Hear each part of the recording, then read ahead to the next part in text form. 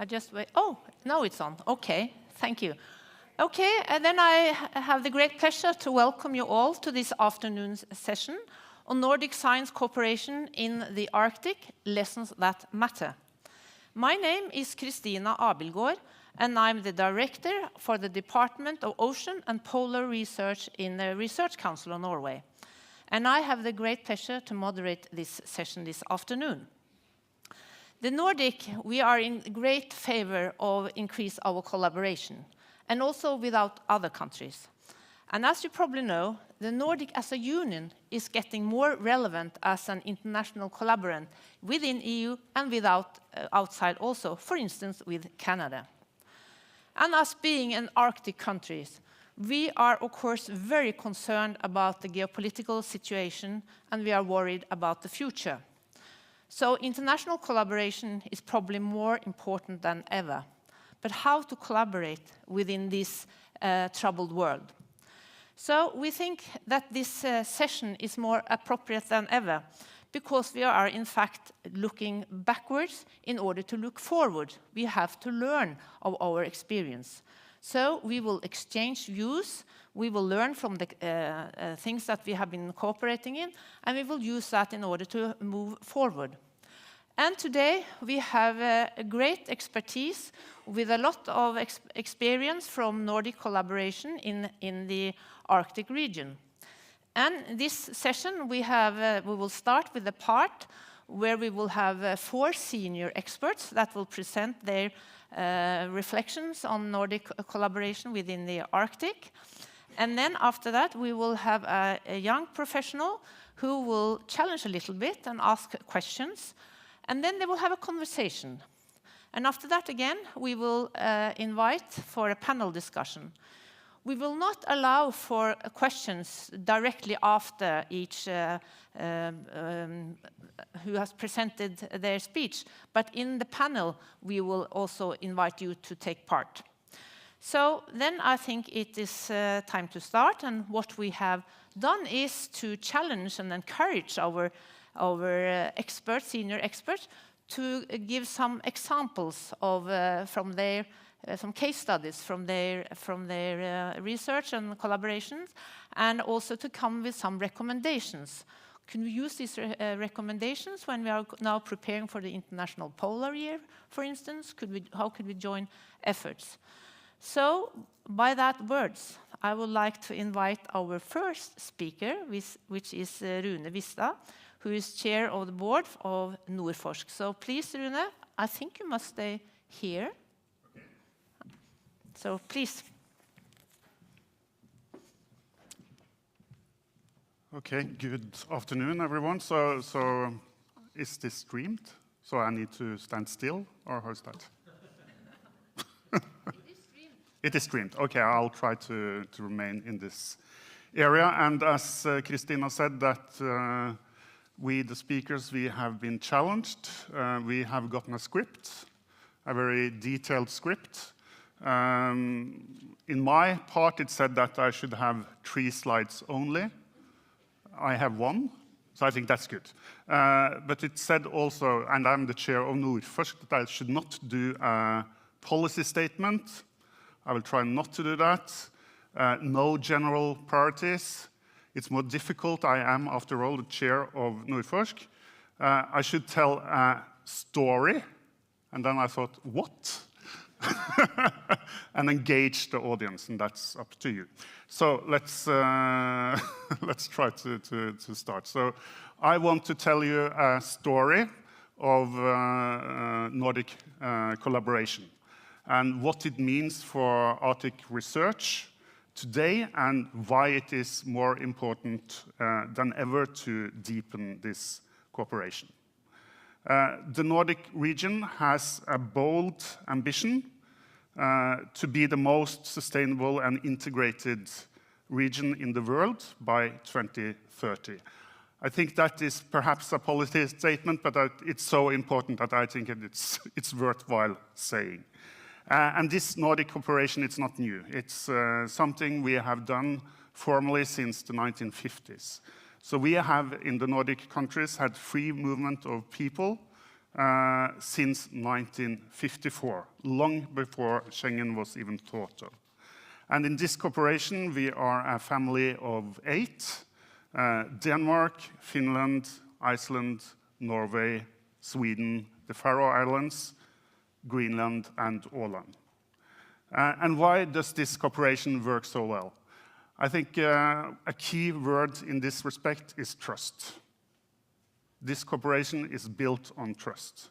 And trust, it comes from the shared values that we have. We have strong democratic institutions.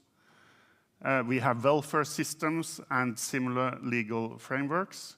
We have open economies and technological readiness, and we have a shared history and culture. And as a result, and when you see what we are experiencing today with the global environment, things are shifting there, both politically and also, obviously, when it comes to nature and climate, we face these challenges together. And the Nordic region is actually quite big. We are 10th or 12th biggest economy in the world. And we are stable, we are innovative, and we are also outward-looking. So Nordforsk, it's an entity that operates under the Nordic Council of Ministers, together with 11 other Nordic institutions, organizations. But there is one special difference, and that is Nordforsk has a board consisting of the funders in the region. So that is very special for Nordforsk. And we also have for example, I am the Norwegian representative in the board, and we have representatives from each of the countries and regions. And then we also have very tight cooperation with Nordhorks. There is a lot of abbreviations there. Nordhorks, that's the heads of the Nordic head of the research councils. So twice a year we meet together with them. And of course that's very important when we want to develop new ideas and develop direction for where we're going. And our mission is to fund high-quality research projects, research networks, research infrastructure, research-based innovation, as well as select projects for funding based on their scientific quality and projected Nordic added value.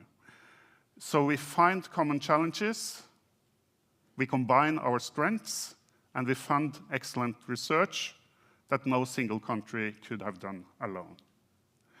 And we have a funding model that I think is also very interesting because we use something called an open invitation. That means that one of the partners or one of the countries or regions can sort of say that this is very interesting for us.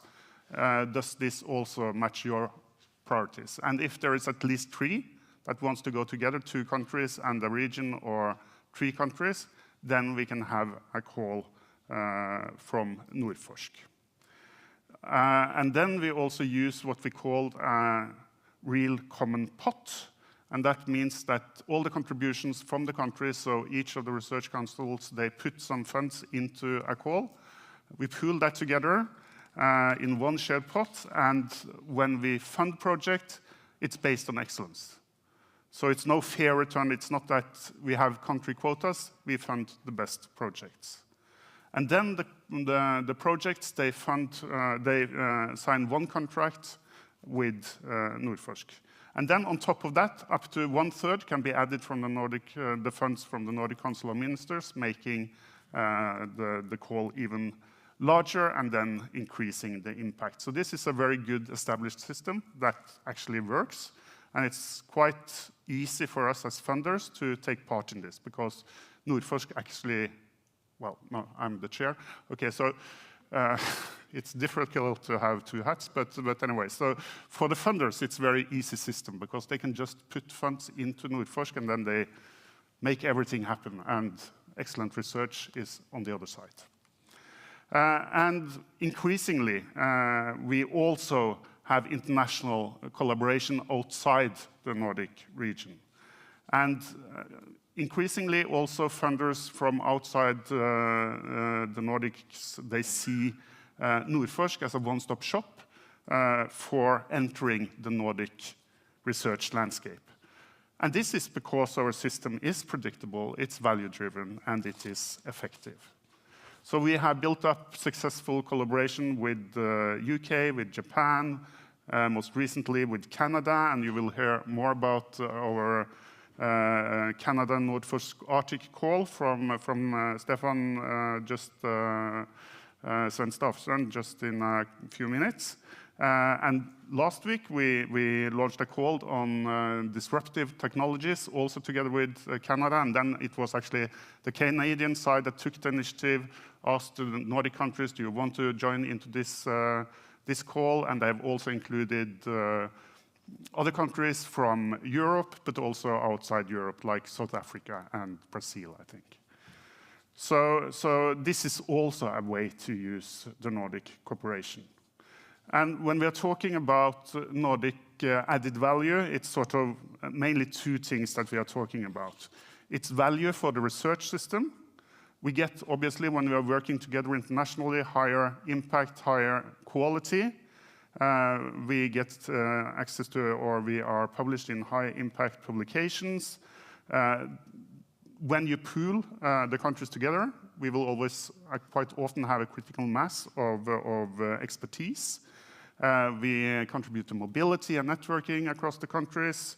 It's obviously cost efficient to share data, to share infrastructure. We have Nordic registries that are very important to us. And through all of this, we also are getting stronger. So, we see the effects, when we work internationally, both together, but also as individual countries. And then it's the value for the societies. Because the research that we are funding, that is addressing the specific needs for Nordic societies. And we are focusing on the Arctic and Nordic geography, climate, culture, and language. And we are supporting policy-based evidence-making. And I was also challenged in this detailed script to say something about challenges.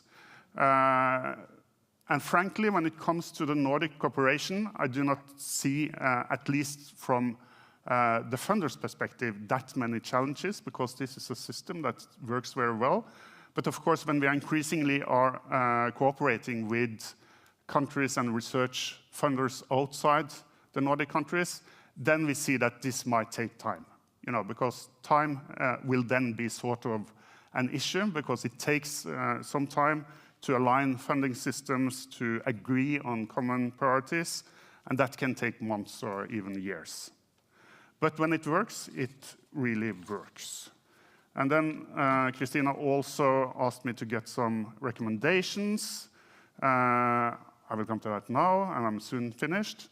And what you also mentioned, Christina, is that we live in a world that is changing very rapidly when it comes to politics. We see great power rivalry and also growing calls for regional autonomy. And this is not necessarily good for the research community, but it is a fact that we need to actually also address in the Nordics.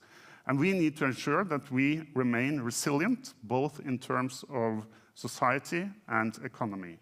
And perhaps also the Nordics can lead the way for others. So for me, two things I would recommend is that we should, in this situation, deepen the Nordic cooperation, and we should also use the Nordics as a platform to work outside our region. Because we have these shared values, because we have trust and willingness to join forces when it truly matters, and now I think it matters more than ever. Thank you.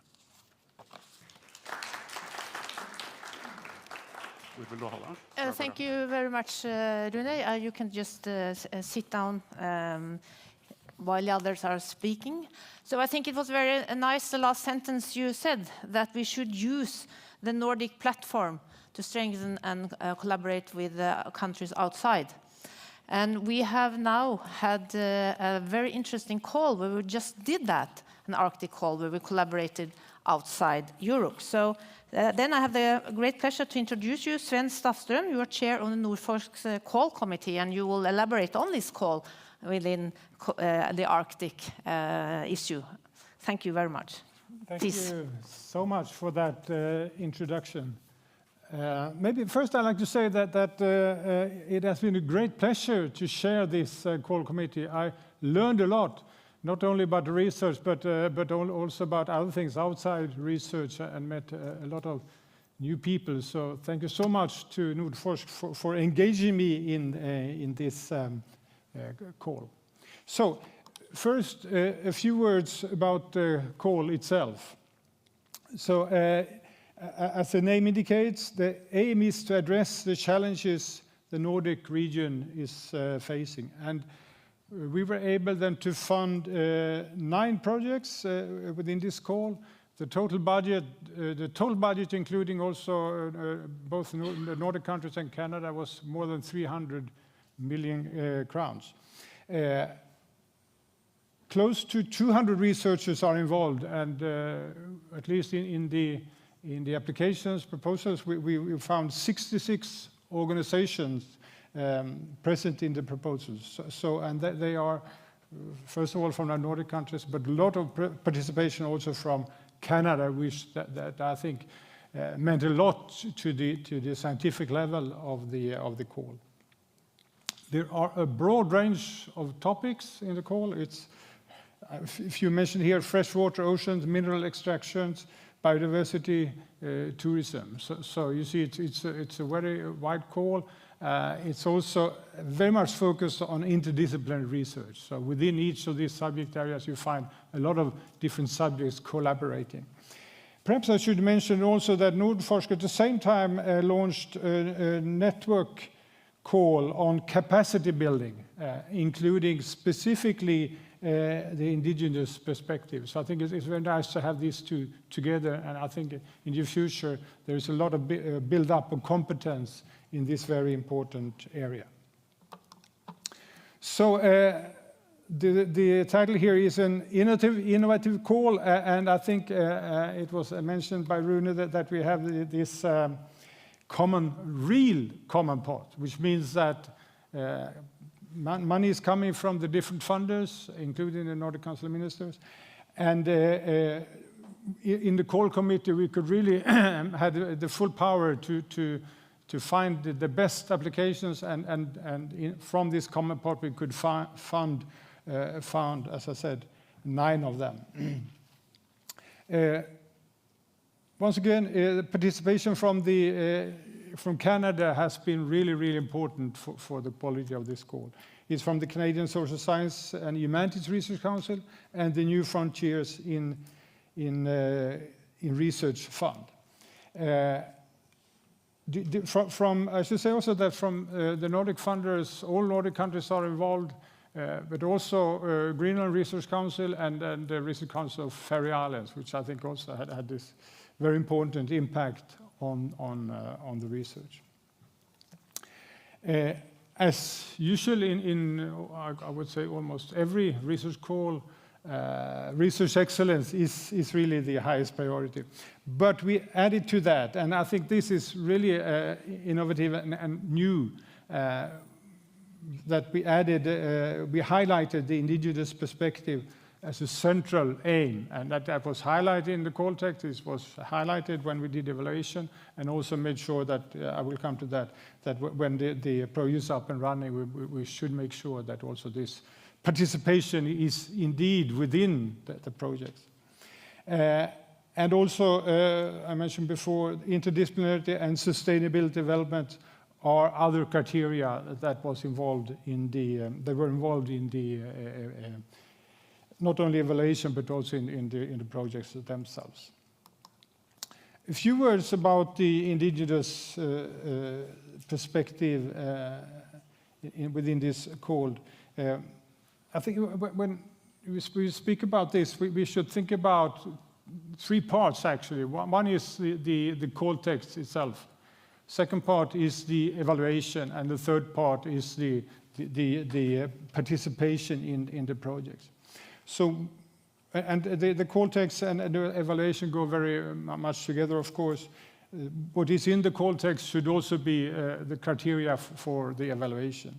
So the proposals were evaluated based on the description of relevance of indigenous perspectives and to what extent the incorporation of indigenous perspectives was inclusive, credible, appropriate, respectful, and ethical. So we tried to include that in the evaluation. It has been clarified also. Now I come to participation in the and how the projects actually run. It has been clarified that researchers have a responsibility to act in accordance with principles and rights of indigenous people in line with international legal frameworks. So very important parts of that. This, I would say, is innovative. It is also fairly new. It is quite new to Nordforsk to have this indigenous perspective so much integrated in the call.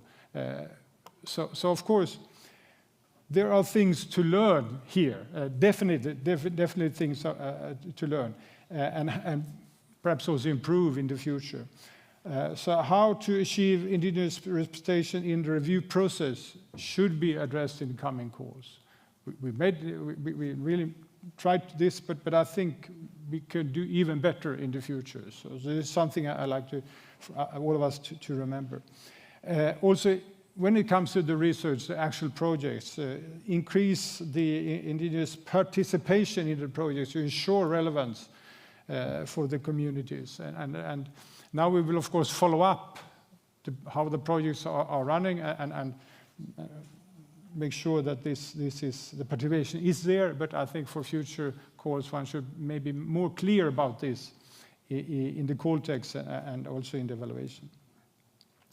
And also something that goes beyond the indigenous perspective is when engaging with Arctic ecosystems, resource management, governance, or cultural studies, researchers must consider the ethical implications of their work. So that is something that perhaps we can focus more on, stress more in the future calls. One thing that I think is very nice that Nordforsk has started is this Nordic working group with members from Sapmi and Greenland that has been given the task to develop Nordic guidelines for indigenous research and a toolkit for implementation. I would say here, once again, that we work together with Canada and we learned a lot from how they are dealing with this. So I think that also will come into the activities of this working group. With that, I stop here and look forward to our coming discussions. Thank you very much. Thank you very much, Sven. Please take a seat again. There are so many reflections and thoughts that I just look forward that will be picked up in the panel discussion afterwards. But now first, Laura. You are Laura Forsström from the Research Council of Finland, and security is now very high on the agenda. And the FAIR principle, wouldn't that be fair anymore? Are we so scared of sharing data, and what about the academic freedom? And so we really look forward to what you're going to say. So please, Laura. Thank you.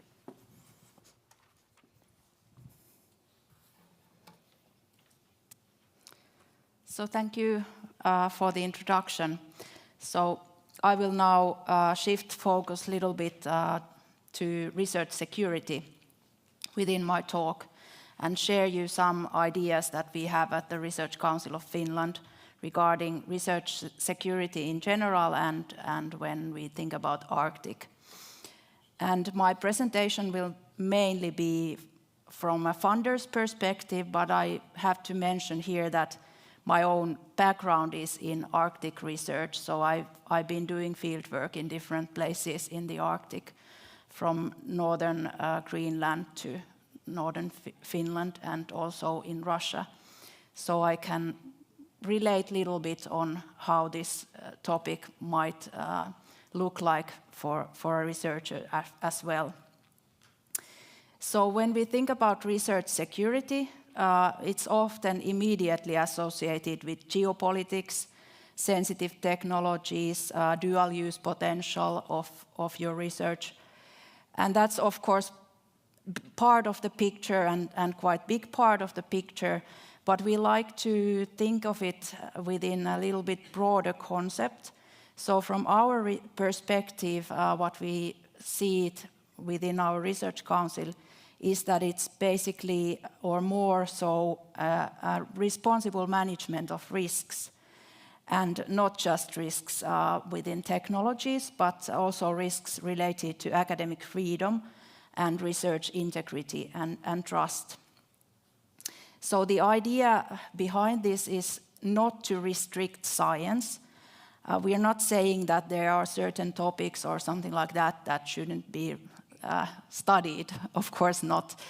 But it's about being prepared and asking the right questions and recognizing all these sensitivity dimensions that there are in research, in international research, and in research when you do it in the Arctic areas. So much of the Arctic research, as we all know, relies on quite place-based environmental and socio-ecological data that has often a strategic value, and it also relies on long-term data sets that cannot be easily replicated. And this, of course, raises some quite practical questions, such as who controls access to sensitive data, and when does openness actually increase vulnerability rather than resilience. And these are some aspects that we have to think more nowadays.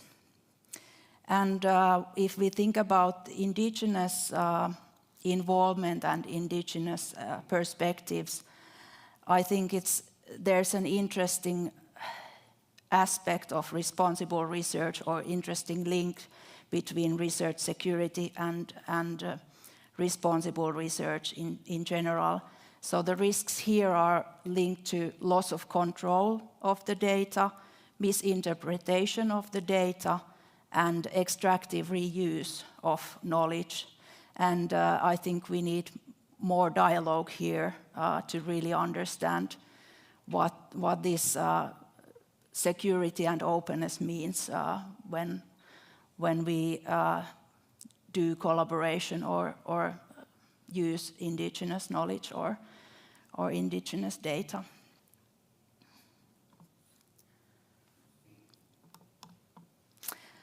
Research Council of Finland has recently adopted legal obligations to ensure that research security risks are appropriately considered. So this comes from Finnish law nowadays, so we have to consider these aspects. And our annual bottom-up call just ended late last year, and this was the first call where we introduced this research security self-assessment to all applicants. So no matter what is your subject, you have to fill this self-evaluation of security risks. And within this call, this is like a bottom-up call, all topics are welcome. Only a very small share of Arctic-related applications identified any research security aspects. So mostly they just ticked no to all the questions. And if any research security aspects were indicated, they were mainly here linked to critical technologies or dual use potential or something like that. So not really anything that we could think being Arctic specific aspects as such. And what recommendations we might have for future Nordic cooperation or international cooperation in general? I think the funders have a big steering effect for researchers and research performing organizations. So as funders, I think our role is to encourage better reflection and raise awareness and support international cooperation. And Nordic cooperation, I think, is crucial because Arctic research is so international. It crosses borders, but then again, the responsibility and trust is built locally and regionally. And I think we have a strong case in Nordic countries to build this local or base the research through this local trust building and local collaboration. I think we need a shared understanding of, for example, data reuse and knowledge transformation. And we should better preserve the cultures and languages and values. And one of the morning sessions mentioned science as an early trust building tool. I really like this idea of science being a trust building tool, and Arctic research is very vulnerable when it comes to trust because it's so international.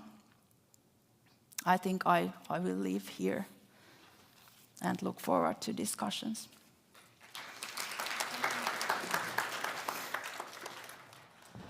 Thank you very much, Laura. Again, very important and interesting topics. It's not easy to collaborate, but you say we should not stop. We should just be better prepared. So, Camilla Bratland, then I would like to invite you to the floor, to this talerstol. I don't know what that's in English. You are an associate professor at the University of Tromsø, and I will also be very happy that you on very short notice said, yes, I can come and say a few words. So please, Camilla, the floor is yours.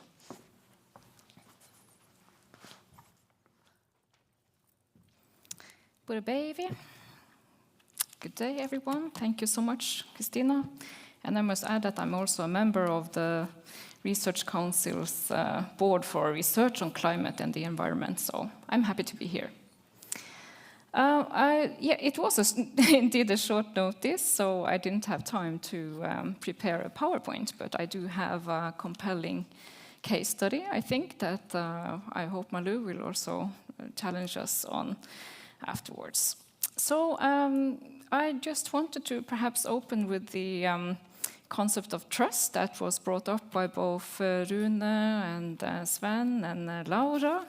And it came to my mind that as an indigenous researcher, I'm from a coastal Sami area, and my research interests are primarily directed at furthering the interests of indigenous peoples in research and documenting their traditional use, particularly in the marine environment. And I think that the Arctic and also Sami areas in the Nordic countries as well are in the context of basic mistrust in science. As you probably all know, there's been a history of having been researched, having had, during the era of social Darwinism, research had quite a different meaning for indigenous peoples, and that history still lingers. In the context of the Arctic, as you know, it's a quite sparsely populated area, and also in the Nordic countries, it's not exactly the place where we have the main academic institutions located. So it's not as if you build that trust in research just by saying it, you also have to do it. And my case is perhaps, I participate in multiple research projects on Arctic issues, especially on indigenous and Sami inclusion in the knowledge basis for marine management and also salmon management. And I also now and part of one of the Nordforsk projects on this, furthering a sustainable development of the marine environment. So within these projects, I wanted to pick out two cases, and they both pertain to the concept of free, prior, and informed consent, FPIC. And within that concept, the issue of trust is really central. And there was a wonderful report that came out last year by the University of Lapland and partners, and also in collaboration with the Sami Parliament of Finland. And it underlines that building consent when it comes to research among indigenous peoples, it's not so much about coming with a consent form and gaining the consent through formal means, but really a process of trust building. And I have two or multiple projects ongoing on the inclusion of Sami in salmon management on the Tana, the Etno-Tana River. And the Tana area is an area where it's a multiple crisis of dwindling fish resources, it's climate change, mistrust in the management of the resources and the government, and also mistrust in the knowledge basis for why the salmon are disappearing. And one of these projects, it was funded by the Biodiversity Plus, and also a very nice arrangement for fostering collaboration between the Nordic countries. So it's a collaboration between Norway, Sweden, and Finland, and led by Luke, the Natural Resources Institute in Finland. And unfortunately, during that process, there was no requirement to include an indigenous organization in at the proposal stage. So it was a rushed process, and I was involved, and we thought about involving Sami and local organizations, but simply did not have the time in order to reach the deadline. And when the project was funded, we were lucky to have it funded, and it's a very good project, and it pertained especially to including traditional knowledge in science. We ran into problems of gaining the consent of Sami institutions, local fishing communities, and local communities. And we have been struggling with this for the duration of the project. So having learned from that, when I then had the opportunity to apply together with the Dalhousie University, funded by the New Frontiers in Research Fund and supported by the Norwegian Research Council, there was a requirement at the proposal stage to have the approval of an indigenous organization, or the Dalhousie University wouldn't even send in the application to the call. And that took off a lot of pressure from everybody. In the first proposal process, I felt like perhaps I should say something. We should perhaps, gain the consent of an indigenous organization, but there was no requirement, and I didn't really want to put any spokes in the wheels. So, but in the other process, because there was a requirement, everybody agreed that we had to really work hard to get these collaborators on board. And we successfully managed to secure the collaboration of the Norwegian Sami Parliament and of indigenous organizations in Canada with the Mi'kmaq. So that project is going really well, and we have a nice communal collaboration. But of course, there too, the issue of trust building is there, and it shouldn't be overlooked, even though there are indigenous collaborators as part of the project already from the funding stage. But I just think that this is a very important lesson to include for all of us, and that building trust is not something that's taken for granted even in the Nordic context, even though, yes, we are living in democratic states, there are welfare institutions, democratic institutions.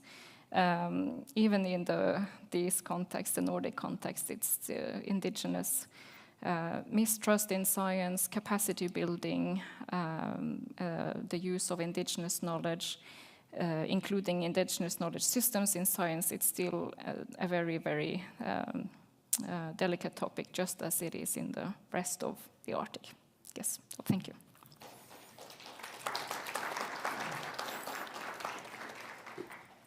Thank you very much, Camilla.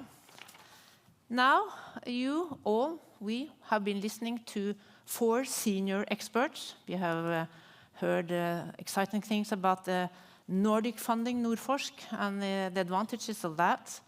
And we have heard about the specific call, and which was quite innovative, including indigenous people. And we've heard about the security issues. And we've heard about require indigenous people from the start. So now, Malo Plateau Johansen, you are from the University of Greenland. And we consider you as a young professional upcoming star. And now you are privileged, because now you can present your reflections and comments to these senior experts. And afterwards, we will invite them to the scene so you can have a conversation with them. So we are very curious to listen to you, Malo. Please.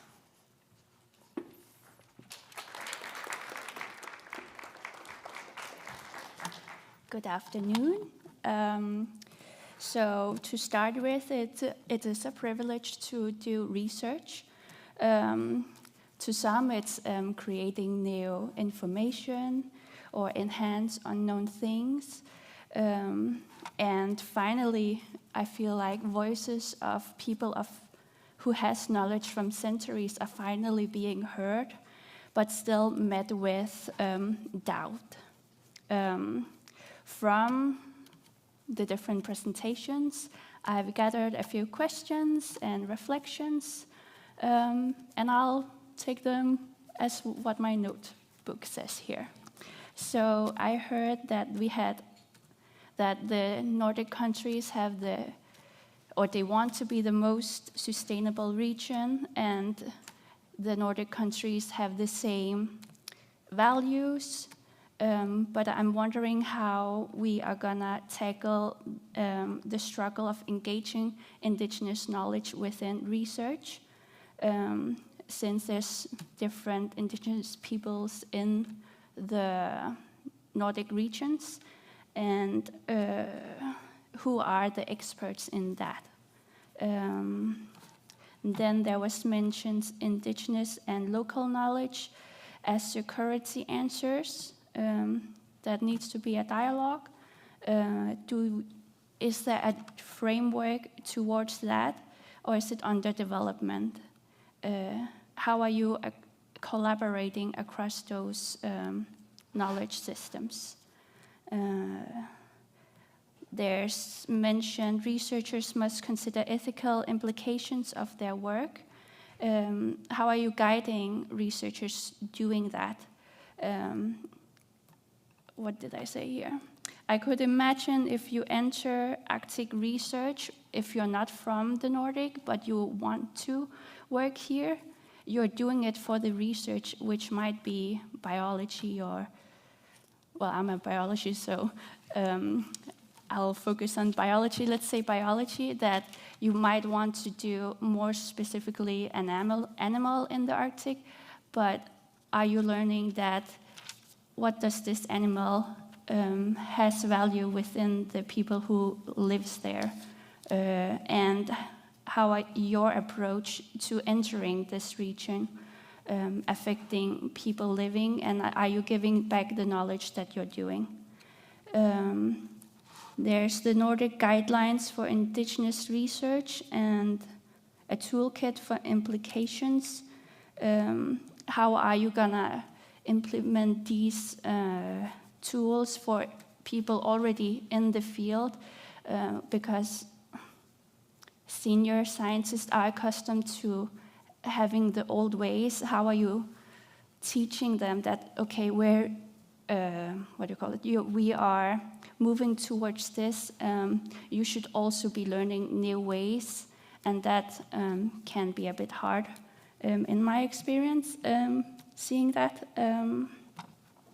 and then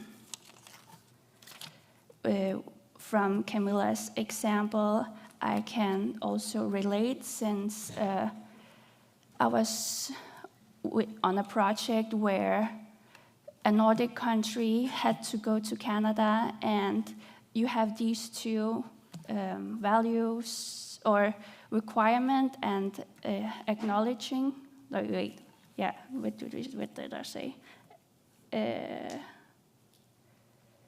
Encouragement and requirement, they are different. So in the Scandinavian part, it was encouraged, whereas in Canada, it's required. But this Nordic country was going to Canada, where the values were different. And in the late process of that, they understood, it was like, oh, there's so much more requirement needed to have indigenous people on board on this project. And that resulted in the people, indigenous people who were involved were a bit tokenized, because that was, yeah, it wasn't a nice feeling. And having these guidelines hopefully would improve that process. And I had a question, and it's more for Camilla, because she's in this field.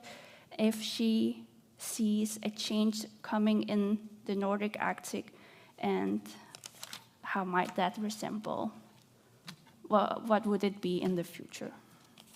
Then that's my reflections. Thank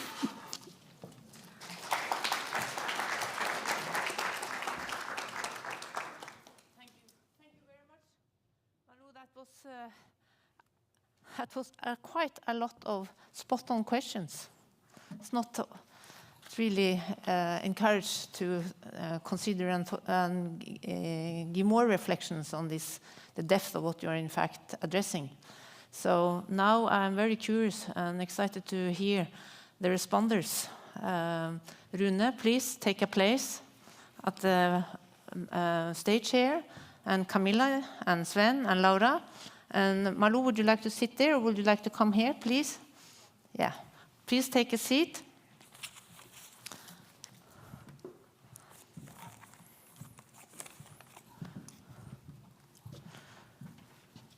So this part now, we will spend some minutes to discuss, so that you can reflect on what Malu, in fact, has asked and challenged you.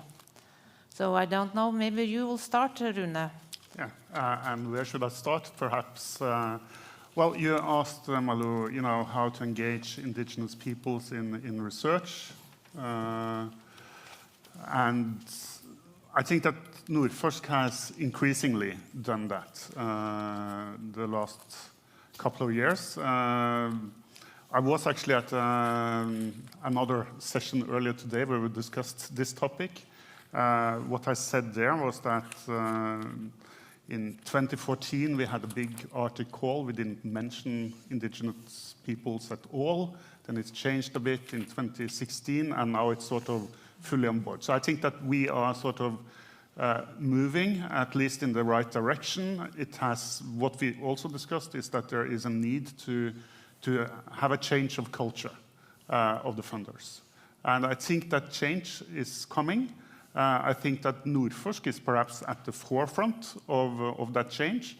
But again, we are a product of, as I said earlier, the funding institutions in the Nordics. But I see that there is a change there as well. But there are also differences between the countries. You mentioned Canada, which I think is a very good example, because they are much better than us, and they've been it for years. But we also learn from Canada. When we did this cooperation that Sven was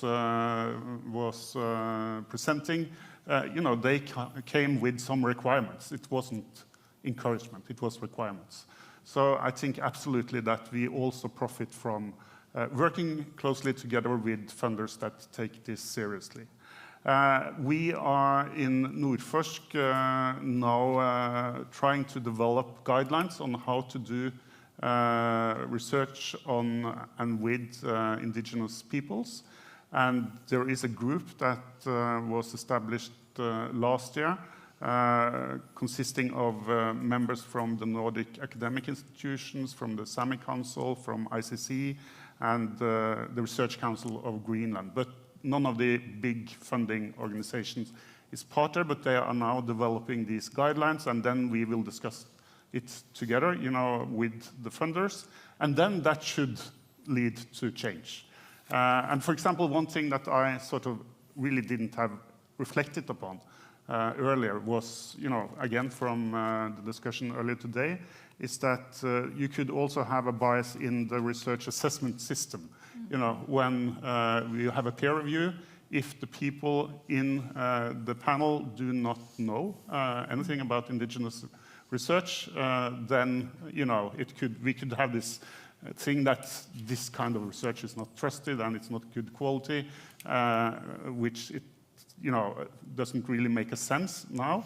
But there is also a need for cultural change there as well. So you need to have the capacity in also the peer review system to take this into account. So we have the guidelines. We are changing already. We are funding networks for indigenous peoples. So I think, this culture of the change of the culture is ongoing, hopefully. Thank you very much. I think, Laura, you would also like to respond to this? Yeah, I think you had very good and valid points. But I also think that most researchers and us representing the funding organizations, we genuinely want to do better, and we are very humble because we don't yet know in many places for many aspects what is better, or what is doing better, and what would be the right ways to do things. So you have to be patient with us,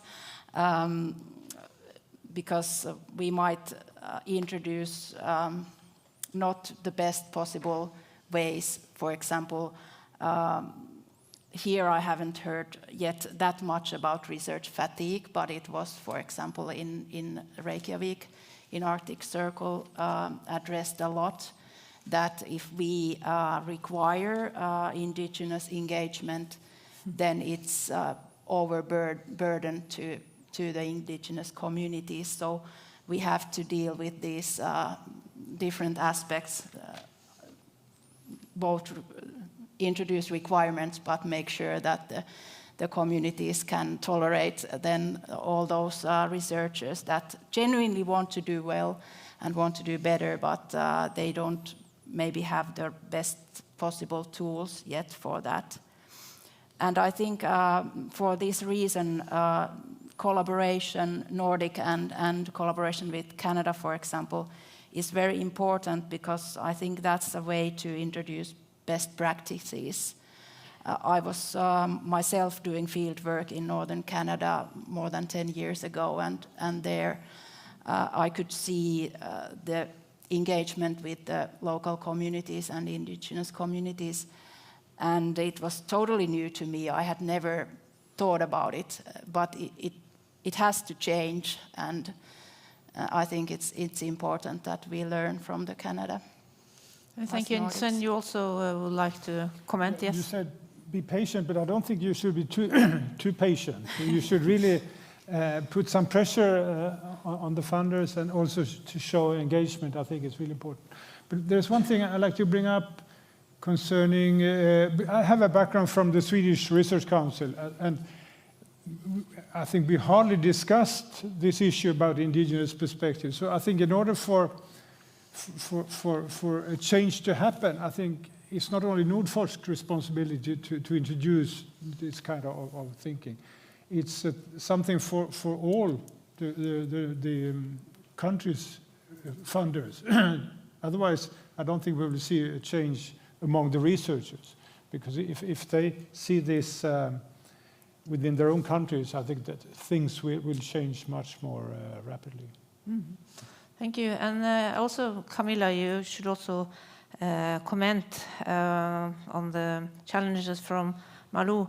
But I also wondered, because we were talking about a burden, it will be very much wanted to engage different indigenous people, and it might be too much burden, as you were elaborating a little bit on. So also I wonder, are there some key in the process where it's very important that there are involvement. For instance, you mentioned in the evaluation process. I mean, if you had all engaged in the project and then you were satisfied, but maybe there are some key, it's in when you are designing the call, it's when you are evaluating and so on and so forth. But Camilla, you have much experience from many perspectives, also being in the board in the Research Council. What's your reflection on Malou and all these things? Thank you. Yes. So, yeah. So thank you for the reflections and comments. And I thought that you, Malou, also had we have a shared experience of the Nordic countries and encouraging and then going to somewhere else, and it's a requirement. So it's nice that it seems like it's the same experience. Well, I agree with Rune that perhaps it's going forward, like you asked about how we see the future, if it's going to improve in the Nordics. And I could just speak for the Nordics and not Greenland. So I don't know how it is. I want to actually ask the question perhaps back at you. I have no experience with working in Greenland, and but I am sometimes approached and work together with Greenlandic organizations, and I wonder if it's a capacity issue is even bigger in contexts where is there enough recruitment of indigenous researchers, Greenlandic, Sami researchers? And I struggle with that, at least for our projects. Okay, but coming to your question, Christina, yeah, I agree that there's a research fatigue and burden, and I think that this Nordforsk and other Arctic research corporations, it's so wonderful in so many aspects, and indigenous research is just one aspect of it, so we shouldn't make it all about indigenous research just because it's Arctic. I mean, not all research has to involve indigenous people, so I think that it's really important at the proposal stage that somebody perhaps has the courage to say that, oh, but this project can do perfectly well without any indigenous involvement, and you will have better research, and you will avoid, putting extra burden on people who perhaps don't want to be involved exactly on the issue of, I don't know, welfare in urban centers in some small town in Finland, or so. I think this is it's important to not let this issue overwhelm all other issues. And yeah, I also didn't think about the evaluation stage, but you're quite correct that could be an issue. But then at the same time, there are so many researchers who are well versed in indigenous studies, who are not indigenous themselves, and who could probably be invited. So it should be just a formality to increase the criteria of the assessment system, perhaps. Yeah. Yes, thank you. And Rune? Yeah, I just wanted to have a comment on the overburden. Of course, that could and probably is an issue, but I think also perhaps if we really move towards real co-creation, where you actually are invited to design the projects, to develop the proposals, to implement the proposals, it will be a bit more meaningful than just being a tick box that, you need to take indigenous knowledge and systems into account. Tick, I've done that, talked to some people. So co-creation is much more, and it might be more meaningful for those participating than just being sort of brought along because it's a requirement. So I think it's also perhaps a bit on how indigenous perspectives and research, indigenous knowledge systems are being incorporated, whether or not it feels like a burden. Yes, Sven? I'm thinking about relevance for indigenous people, that maybe one thing to do is to let's say, define the research topics. Together with the indigenous communities, because if we start already from that with research topics that are relevant for indigenous people, then I think the other things will come more naturally. I think it's when we think about next call, perhaps to make some kind of survey among indigenous people to see which are the research topics that are more relevant for that community. That could be an idea. That's a point. Malo, what do you think? I have a few more questions. I know like some researchers have to send in their proposals to get funding. And I know like an instance where an organization sent in a proposal and they said they would collaborate with another organization, even though they haven't asked yet. And then they were hoping to get the funding and then say and ask if they wanted to collaborate. How are you trying to make sure that doesn't happen? And then I have another question. Would it be feasible to have workshops on how to do better or any other way of implementing becoming better? Yeah. Yeah. Sven, maybe that's for you, or? Maybe I can start. So I think to make sure that it will happen, as you said. So I think the tradition among funders is to leave a lot of flexibility to those that get funded. I mean, that's the way research is. So we don't have, if I'm speaking for the Swedish Research Council, perhaps also Nordforsk, to follow the projects that carefully to make sure that everything that was in the application also is carried out. So we are not good at that. But maybe there are a few things that we really should ensure that they are following their own proposal. And I think what you mentioned is certainly one of these things. And I think that in this the sustainable development of the Arctic call, we will have such follow-ups at least once during this 3-4 year period, and absolutely at the end of the project time. But then maybe it's too late, of course, for this call. But maybe that we can learn a lot for the next call.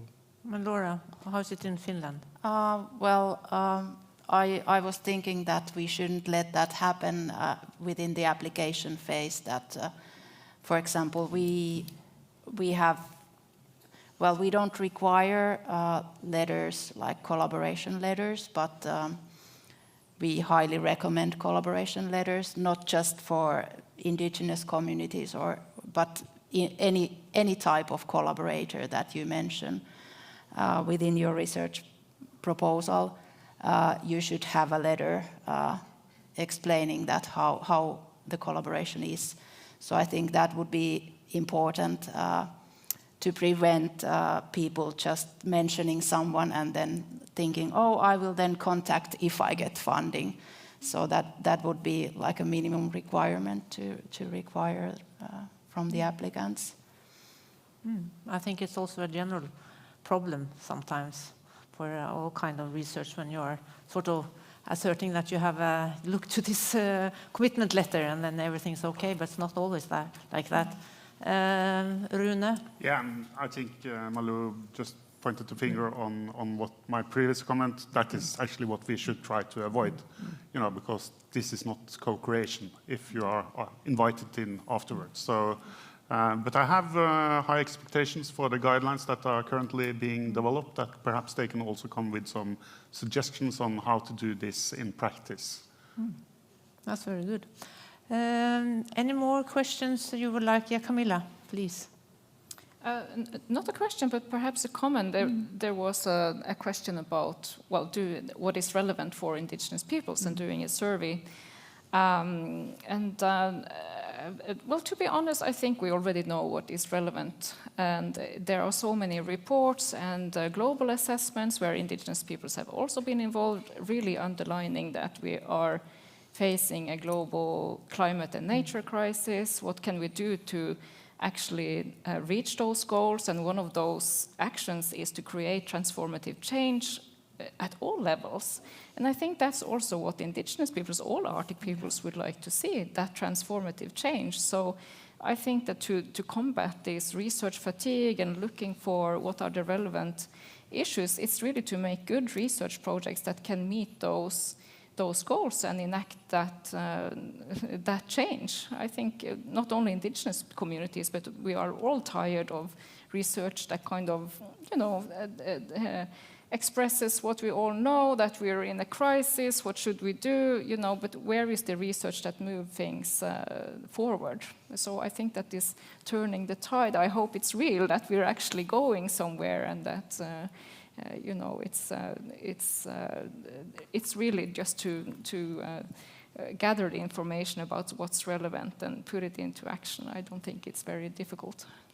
No, I completely agree.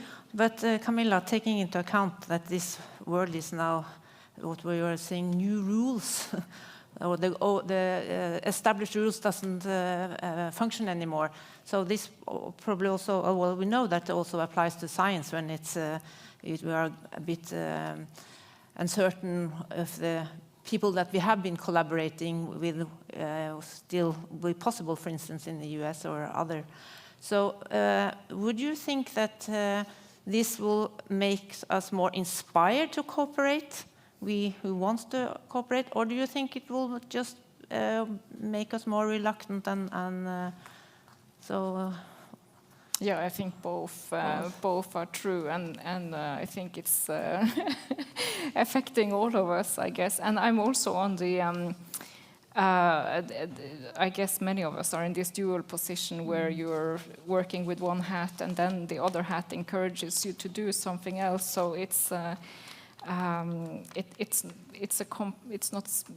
easy. It's not easy, no. And since it's not easy, then I think it's time to invite David Hick to the floor.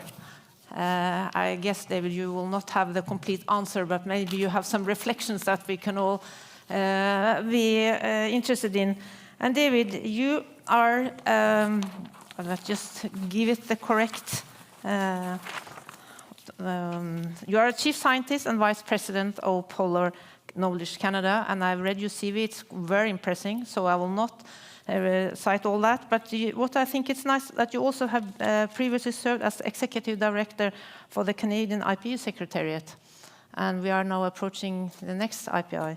And you've also been the president of International Arctic Science Committee, IASC. So I think your reflections is very pertinent here. So please, we look forward to hear you. So I think I move to the other side, and then you can just... Don't run away, Christine. I will not run away. I'll go to the other side, and then you'll just join. No, thank you. I won't speak for too long. I've been listening to the description of the program, the Initiative on Sustainable Development of the Arctic, at this stage where it's in implementation. And I was involved in some early conversations with Nordforsk about, the possibility of Canada joining for the first time in a collaboration, which, I think this is one of the successes we can point to, is Canada and Nordforsk have developed a relationship. And for some time, we were looking for in Canada, we were looking for the mechanism to make this possible and to do it in a substantial way. So the Canada Research Coordinating Committee, or CRCC, which was the partner that provided the funds, is the granting councils as a group. So the natural sciences research, engineering, social sciences and humanities, health sciences, National Research Council, our Canada Foundation for Innovation. So they have different types of funding available that they can allocate for these types of unique opportunities. And the one that was tapped for this, as you identified, was called the New Frontiers in Research Fund, which we fondly abbreviate to NIFRIF, so I'll call it that. The real interesting part of this, I think, was in our conversations of how we would do this joint review right? Even if we had a common call and had pots of funding from Norfolk and from Canada, how would we do the review? And if you look at the wording of the call itself, it's interesting just to reflect on it. It says, NIFRIF and Nordforsk reviews will be conducted separately to achieve different purposes, right? Which I think is instructive in a sense, because that gave us, I think, at the beginning, for researchers that were developing proposals, an understanding that there were going to be different requirements. And in Canada, as you've all identified, the funding would only be for projects that had that were co-developed and co-led by Indigenous partners in the Canadian Arctic. So there were really a requirement for those 2 Canadian PIs. And I think that was something we're more familiar with. As many of you have mentioned, that's something over the last 10, 15 years has normalized itself to a certain extent in Canada. Christine Barnard, who's here from ArcticNet, this is very much the way that network of centers of excellence, as it's evolved over the last 25 years, has functioned. My own organization, Polar Knowledge Canada, we have a priority on community and Indigenous-led projects that partner with others, right? Academics, government, industry, international collaborators. So all of these things are possible. The review process as part of this particular program, from our side, the merit review factors were, I think, quite explicitly laid out and really focused on what we call EDI or equity, diversity and inclusion, and early career researchers having that diversity as part of the teams right up front, that there would be a high reward and high impact, that this was meant to be exciting stuff that would provide new knowledge, and that there was feasibility in these projects. And I know from the review panel that a lot of the conversation was around feasibility. And part of that was a feature of the design of this. The Canadian funding came in fairly late, and it was very much a challenge for some of the teams to really ensure that they had covered all of the bases, in terms of the partners that needed to be there to make this successful. But feasibility really means evidence of co-design, right? That the co-design piece was going to be relevant, that these were real partners, not just letters of support. And in Canada, we take very much a distinctions-based approach to how we work with different parts of the Arctic, recognizing that the needs, the modern treaties that define the relationship between the government and Indigenous peoples' rights holders in those regions isn't the same across the North. So all of this takes time. And I guess my reflection on this is if and when we do this sort of collaboration again, that we allow as much lead time as possible. One of the things we discussed in the early stages of trying to identify the nature of a collaborative partnership was the opportunity for smaller development grants, or funding that would allow partners to come together, build that trust and those relationships, so that when they were able and had an opportunity to submit to a big call like this, that some of those foundational pieces were there, the way that communities and organizations and researchers from across the North could partner. So it was a learning exercise from my perspective. The funding from Canada, there were 4 projects that were funded, each of them to the maximum that was allowed, $4 million. 2 of those are being, the lead PIs from Canada, but I think these are very well integrated across the Nordic and the Canadian partners. But it's almost as if they were kind of 2 separate processes that came together to achieve a common outcome. And in the next iteration, I think it'd be very worthwhile looking at how those could be aligned even more carefully. One of the things we have in Canada is something we call a multi-stakeholder, and just because there was lots of discussion earlier about the review process, right? We have multi-stakeholder review panels that there's several layers sometimes to the way that the research proposals are reviewed. And this allows for community and Indigenous knowledge to be fully integrated into that whole understanding of how the projects were developed and what their outcomes, intended outcomes are. And it really self-monitors itself if you have that understanding right at the outset. So anyway, I think this was a great success, this project, and continue to learn from each other, and happy to continue to contribute in any other ways. Happy to take a seat. Okay. Thank you very much, David. I think that we will now allow you in the audience to ask questions. I'm quite sure. No, I didn't see who was the first, but then the one there maybe. Are there any microphones? And please present yourself and you are. Yeah, sure. Hi, everyone. I'm Linda Solsson Dahlberg. I represent University of Tromsø, the Arctic University of Norway in Brussels. So I think we would be remiss not to say that in the context of Nordic research cooperation, there is also a university alliance called the Arctic Six, which comprises 6 of the northernmost universities, 2 of the northernmost universities in Norway, Sweden, and Finland. And it's an alliance whose aim it is to promote knowledge, innovation, and education for sustainable development of our region. And of course, a lot of our strengths are connected to our geographical location.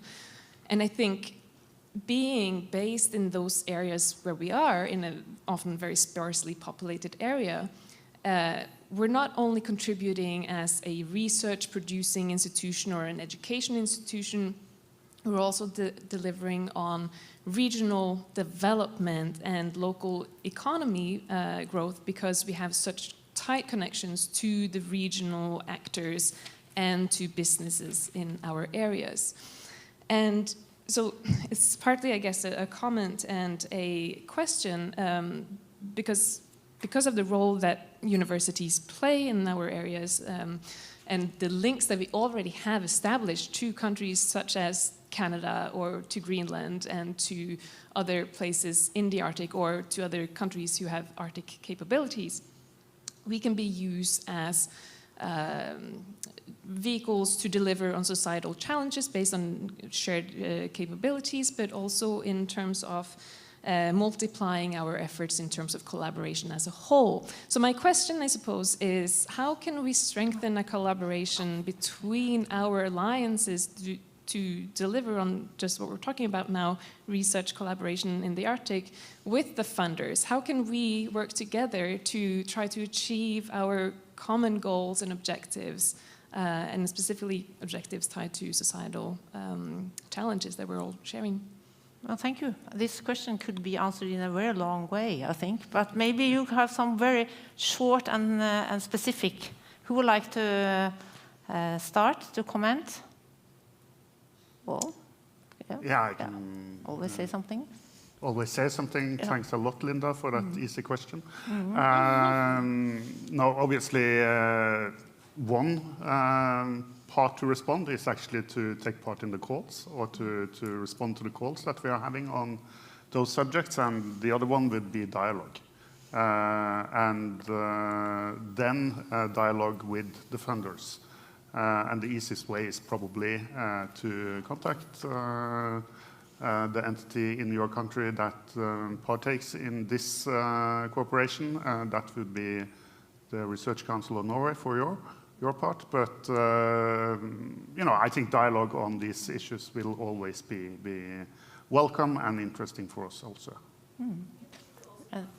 And David, would you also like to comment, please? Well, just very quickly, the ICARP 4 process, the International Conference on Arctic Research Planning, that's coming to its conclusion, has a number of recommendations on funding collaboration, cooperation that will be part of that. And not time now, but I'd be happy to talk about that after. The other is the Arctic Science Funders Forum, which was established under the Arctic Science Ministerial process, which is sort of in abeyance right now, is a mechanism that we have in place to create that dialogue across countries and look at mechanisms for developing funding models that can support collaborative, relations-based programs in the future. And looking ahead to the International Polar Year, I think we still have a few years to develop some capacity to how we work together to have the impacts that we all would like to see. And David, since you are speaking, I would like to also add or ask you, when it comes to preparation of the International Polar Year and Nordic collaboration and so on, what will be the area from your point of view that will be very important that we do collaborate in? Is it in the observation systems, or is it in other areas? Do you have any specific things that you would like to highlight? The ambitions for IPY are endless right now. This is the golden moment we had last cycle. So if you think some of you would have been involved 20 odd years ago, there was no money on the table. And so at that point we could dream a little bit about what was needed, what would be the most impactful things we could do in a polar year. Polar year isn't everything. It's going to be a subset of things that we can collaborate on, that we can achieve internationally. I think we need to look at the legacies, intended legacies of the last IPY. Were they achieved? How can we build on those? Or if they weren't achieved, are there ways that we should be addressing them differently? But we have some time to plan. Thank you.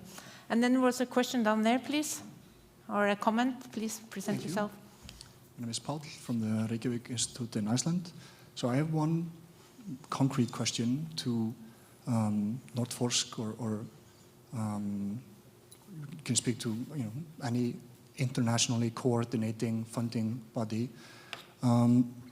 There are some critical research questions which require not only the funding of the development and deployment of research infrastructure, but decades of continuous operations. One concrete example is the OSNAP array, which is monitoring the AMOC in which is running out of funding at the end of this year. It is critical that this operation is maintained. But I wanted to ask if you could elaborate on Nordforsk's role. Like, where do you see the scope of your operation in terms of funding? Is it just, onto the operational stage? What operational support, or how do you hand off research, or how do you help facilitate the handoff of research projects from the development and deployment to the steady operational stage? And do you feel like, especially in the context of international collaborated research projects, like how to determine which nation, which national body should be responsible for the operational budget? And do you feel like this research operation funding space is in a sufficiently developed condition today in the Nordics? Thank you. Thank you. Sven or Rune, would like to try? I'm actually not sure of the question, but if I understand it correctly, if you're talking about infrastructure, was that the question? Or? I'm talking about, what is the scope of Nordforsk's funding? Is it the development and deployment of research infrastructure? Some research infrastructure needs decades of continuous operation. Do you supply that funding? And if not, how do you facilitate that these projects transition from development, deployment funding to continuous operational funding, especially in the context of international collaboration research projects? Yeah, we have, Sven, this is really your field, but... But I think it's really not Nordforsk's role to have this long-term responsibility for, operational funding. The way I see Nordforsk, correct me if I'm wrong, it's project funding. So I think the national funding agencies, they have to take this responsibility for the long-term funding. Maybe Nordforsk could act as some facilitator in this context. And Nordforsk is now supporting networks of research infrastructures in the Nordics. But again, I think that's funding that only lasts for 3-4 years. Yeah, and obviously when we are talking about research infrastructure, we are talking about very large sums of money. That is normally sort of covered by the national agencies. But of course, I see the point that and there is a lot of Nordic cooperation on research infrastructure outside Nordforsk, obviously. And we have done some facilitating when it comes to Tier 1 within the scope of Nordforsk, but basically the bulk of the funding is outside with the national entities, but with cooperation both Nordic and European and beyond. One more short comment. You mentioned Nordhorks. So Nordhorks is the head of the research councils of the Nordic countries. I think that they meet quite often, and they should discuss these kind of issues. So I once again, I don't think it's a Nordforsk responsibility If I can just to support this. tack on a short follow-up question. If it's not Nordforsk's role to provide the funding or facilitate the funding, how do you evaluate the long-term funding requirement and funding viability of research applications in the review process? Impact is an assessment criteria, obviously. But the way, Nordforsk is operating is that sort of every year you get an allocation from the Nordic Council of Ministers, and then we have this expression of interest procedure that I explained earlier, that the funders, they go together on areas that they think are relevant and interesting to them, and then together we pool funds to have calls for projects. And obviously they are evaluated, and impact is part of that evaluation. And I think we are soon closing this session. So I think it's important now that you all in the panel have some main sentence to take home lessons learned that you would like to share. So Malo, what would you say if you just say 1 or 2 sentences? What's the most important key message from your side? That we should learn from Canada. We should learn from Canada. That's lovely. Thank you. Sven. I think strengthen Nordic collaboration. I think in the times we see now, it's so important, and now we have focused so much on maybe the Arctic and indigenous perspective, but I think there's so much that Nordic countries can collaborate on, so work on that. That's lovely. Laura? Yeah, I could have said the same, and also to learn from Canada, but I think we could or should encourage researchers to really reflect on what indigenous engagement or any other aspects of responsible science really mean within their own research, rather than just applying a tick box. So they should really try to think of these questions within their own research aspects and agendas. Thank you. Camilla? Yes, thank you. So, well, my first point was following up on your point, Laura, also about trust building, that it's to go and assess what it means in your context is also perhaps to assess whether you are at the level of trust where you can actually perhaps already engage some kind of indigenous participation or to invite somebody to join the project at the proposal stage. And then I think it was a good question from, was it Linda from the UIT in Bristol, what is the role of universities in local communities? And I think also that this is a good moment to think about how to fund community participation and indigenous participation, because that's a real challenge that you have all of this money perhaps from the Research Council, but they have to go to the researchers, and how to then engage communities if they are not funded actually to participate. So that's a real issue. And then I want to end with my call for transformative action, that the research actually has to matter and make a change instead of contributing to already status quo. Thanks. Thank you. And David? We're still learning in Canada. and do a few things well, but we're still learning. Let me just say, in the context of Nordforce, Nordic added values are also Canadian added values, and I would hope that Canadian added value is also relevant for the Nordics. So I think the funders need to speak with each other more frequently to identify prospectively opportunities for collaboration. We've already done that now with the call for disruptive technologies. It would be nice to queue up some future calls and continue to work together. Very nice. And Rune? Yeah, a lot of wise things have been said here, and I agree with actually all of them, but I would say that Nordic, perhaps transformative cooperation is more important than ever, and that obviously includes also inclusion of indigenous research systems. So thank you. Reflection, trust, involvement, look to Canada, and research that matters. So have a nice evening. Thank you.